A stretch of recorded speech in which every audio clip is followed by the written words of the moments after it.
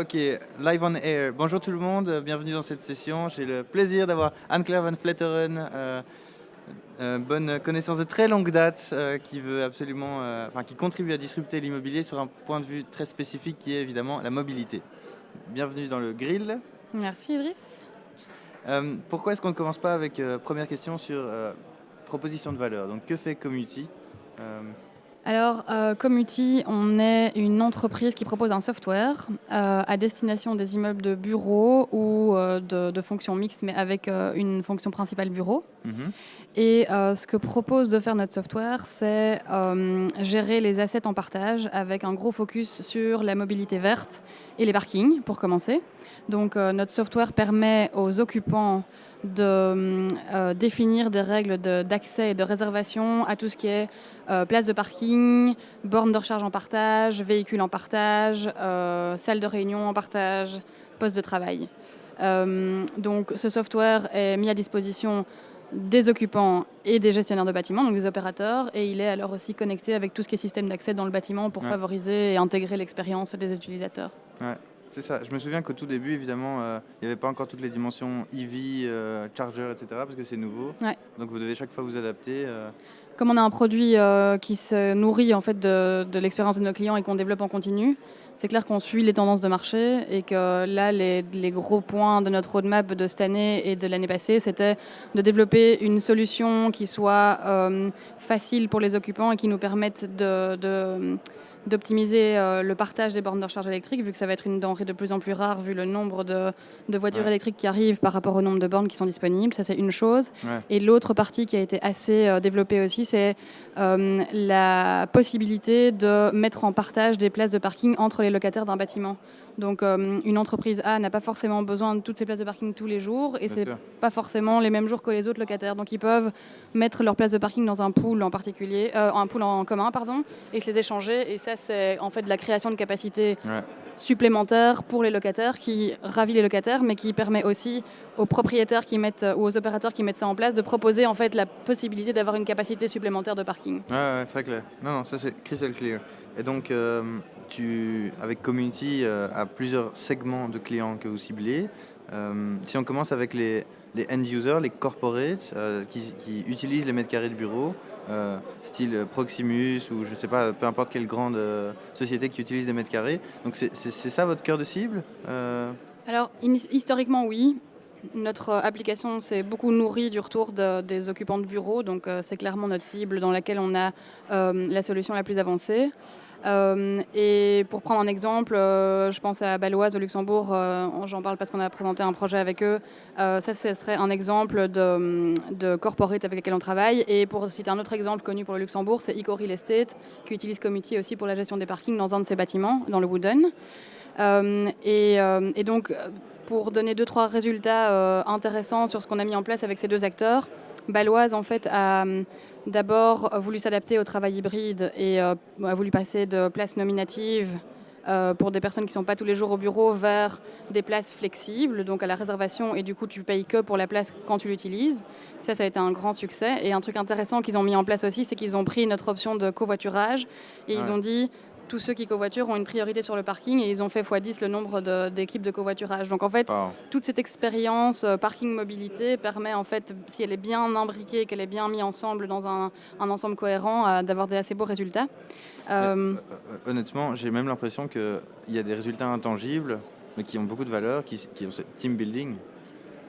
Si tu fais plus de covoiturage, nous, quand on fait du voiturage avec l'équipe, c'est génial, quoi.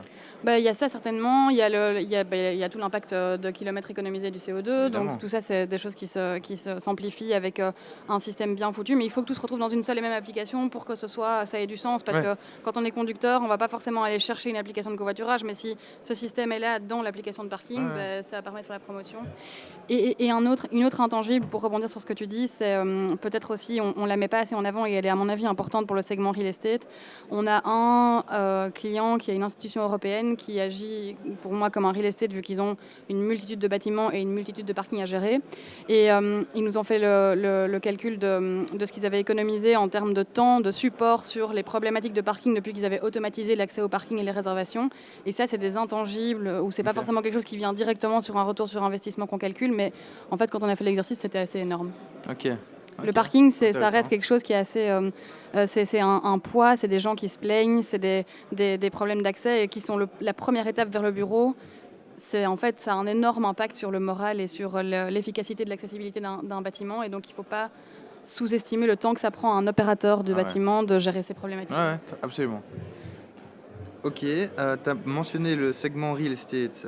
Est-ce que tu peux nous parler peut-être de la proposition de valeur pour le new build? Donc, est-ce que vous travaillez avec des promoteurs immobiliers? Est-ce qu'ils sont intéressés maintenant peut-être travailler avec vous pour augmenter leur score BREEAM par exemple, ce genre de choses? Est-ce que vous avez des échanges comme ça avec les promoteurs immobiliers sur du neuf? Alors, les échanges qu'on a avec des promoteurs immobiliers, ils sont souvent sur du long terme parce que le temps, au moment où on en parle et le moment où le bâtiment sort de terre, effectivement, il y a les délais qu'on connaît. Je pense que dans un premier temps, ce qui intéresse les promoteurs, c'est qu'ils savent très bien qu'ils vont soit avoir trop peu de places de parking, soit en avoir trop en fonction de s'ils sont dans le bureau ou dans le résidentiel, et ils aimeraient bien pouvoir valoriser au mieux et défendre au mieux leur projet de combien de places de parking ou combien de mètres carrés est-ce que j'ai réellement besoin. Donc là, on peut intervenir avec plutôt un retour d'expérience. Mais surtout, en fait, je pense que nous, notre mission à ce moment-là, quand on rentre en contact avec eux, c'est de leur dire, si vous voulez mettre des systèmes en place pour optimiser ça par la suite, il va falloir équiper vos bâtiments avec des technologies ou du hardware qui soit dans le cloud, qui soit ouvert, etc.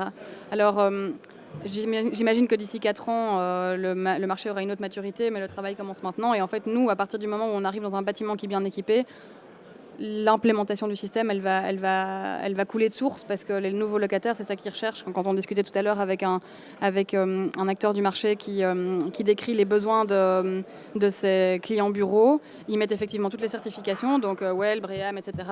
Et souvent revient la volonté d'avoir une infrastructure qui permet du travail flexible. Donc les applications, elles sont là, mais si le bâtiment, l'infrastructure n'est pas mise en place correctement au départ, c'est plus compliqué. Ouais, bien sûr. Même chose pour les bornes de recharge, si on les met pas, si infrastructurellement elles sont pas mises de manière optimale, c'est beaucoup plus difficile à partager que si on y avait déjà réfléchi en amont. Donc c'est plutôt un travail de réflexion ensemble, de quelles sont les best practices infrastructurelles pour pouvoir ensuite rendre le bâtiment smart. Super clair, merci. Je suis peut-être intéressé aussi de mieux comprendre quelle est ta vision pour les 5 prochaines années, mettons, parce que Community, ça fait quelques années qu'on se connaît. Ouais, ça fait 2016. Ouais, donc allez, ça fait 8 ans que tu as lancé Community, peut-être. Donc c'est quoi la vision pour les 5 prochaines années? Mais donc je pense qu'on s'est quand même, on est resté sur la vision, sur le fait que la manière dont on travaille et dont on se déplace a quand même un impact très fort sur l'environnement et que le segment bureau était une manière d'arriver rapidement à convaincre des grandes populations de personnes. Donc on veut rester sur cette problématique de bureau et ce qu'on voudrait en tout cas pour dans 5 ans, c'est que ce soit un standard en fait d'équiper les bâtiments de systèmes qui permettent d'optimiser les assets et de ne pas construire des choses non nécessaires et qui restent inutilisées. Et donc, par ce biais-là aussi, de pouvoir promouvoir la mobilité alternative parce qu'on sait que la part de transport en voiture est une part super importante dans tout ce qui est impact CO2 et que si ce n'est pas par là qu'on arrive à les influencer, ce serait dommage de passer à côté, quoi. Donc, il y a vraiment une mission de faire passer le message dans tout le secteur. J'aime beaucoup la dimension impact. C'est sûrement aussi ce qui te drive. Donc peut-être, dernière question, courte réponse. Quel est ton drive? Qu'est-ce qui te fait te lever le matin? Il y a 2 KPI importants chez nous. C'est la satisfaction de nos clients. Donc un projet qui tourne bien, où on a un retour de dire « ça fonctionne bien, les gens sont super contents, c'est facile », ça c'est une chose. Donc le succès client. Et puis on continue quand même à mesurer notre impact CO2 et on travaille là-dessus de plus en plus. Et donc ça c'est clairement... Quand ça augmente, ces 2 KPI augmentent là, ça me drive et ça me fait me lever le matin. Merci beaucoup. C'était Anne-Claire Van Vleteren de Community. Merci Idriss.